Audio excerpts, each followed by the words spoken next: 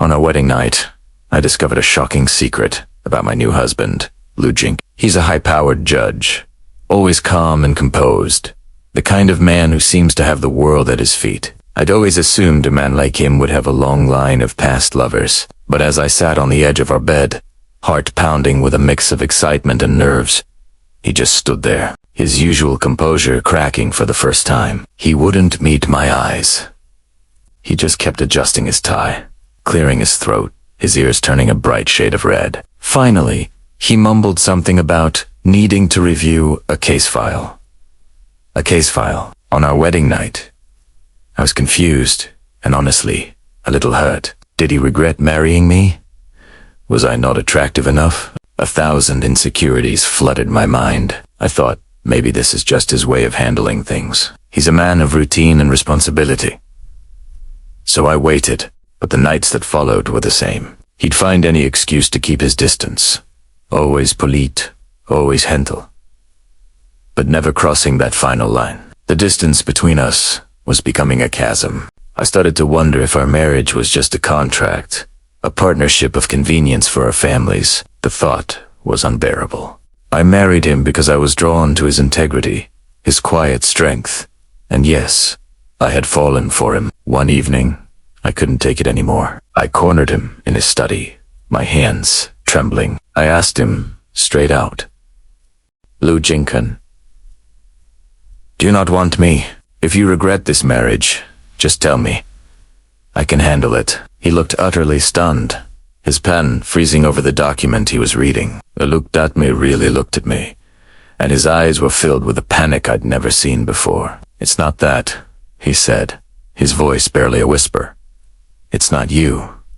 It's me." He took a deep breath, like he was about to deliver a verdict in court. "The truth is," he confessed, his gaze dropping to the floor, "I've never been with a woman before." I just stared at him, my mouth hanging open. The formidable Judge Lou, the man who commanded courtrooms and struck fear into the hearts of criminals, was a complete novice in the romance department. All my hurt and insecurity evaporated, replaced by a wave of something else entirely, amusement and a deep, overwhelming sense of affection. This powerful, intimidating man was secretly just an inexperienced boy when it came to love. The big, bad wolf was actually a shy, fluffy sheep. A giggle escaped my lips, then another, until I was laughing so hard tears streamed down my face. He looked mortified, his face turning a darker shade of crimson. "It's not funny," he grumbled, though there was no real heat in his words. I walked over to him, wiping my tears, and gently took his hand. It was warm and strong, but I could feel a slight tremor. "No," I said, my voice soft. "It's not funny. It's adorable." Seeing his vulnerability changed everything. It was like a wall between us had crumbled down. He wasn't just the powerful Judge Lou anymore. He was my husband, a man who was just as nervous and uncertain as I was. That night, I decided to take the lead. I told him, "Well, Judge Lou, since you're new to this, it looks like your wife will have to teach you a thing or two." The look on his face, a mixture of shock, relief, and burgeoning excitement, was something I'll treasure forever. Our real marriage began that night. I taught him how to hold me, how to kiss me, how to shed the title of judge, and just be Jinkan, my husband. And he was a very eager student.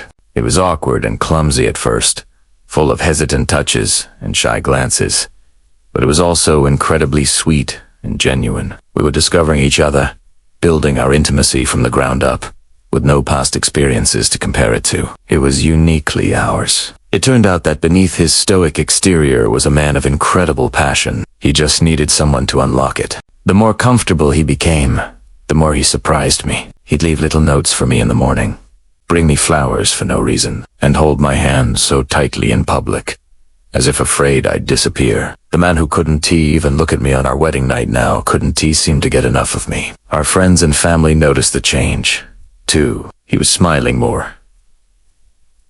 "Loshin, more," my father once pulled me aside and said, "I've never seen Jinkan so relaxed. You're good for him." Yehusis smiled. Little did they know, it wasn't just me. We were good for each other. I gave him the confidence to embrace his softer side, and he gave me the security of his unwavering, focused love. One day, he came home early from work, which was rare. He found me in the garden and just wrapped his arms around me from behind, resting his chin on my shoulder. "What are you thinking about?" he asked quietly. I smiled, leaning back into his embrace. "I was just thinking about our wedding night," I confessed. He tensed up a little. "Don't laugh," he mumbled into my hair. "I'm not laughing," I assured him, turning in his arms to face him. I reached up and straightened his tie, a habit I'd picked up. "I'm just thinking how lucky I am. I got to be your first and your last." His eyes, usually so serious and analytical, softened with so much love it took my breath away. He leaned down and kissed me. A slow, deep kiss that still made my knees weak. "No," he whispered against my lips. "I'm the lucky one." And in that moment, I knew our love story, which started with an awkward secret, was the most perfect one I could have ever imagined. Thank you for watching, and don't forget to like and subscribe for more stories.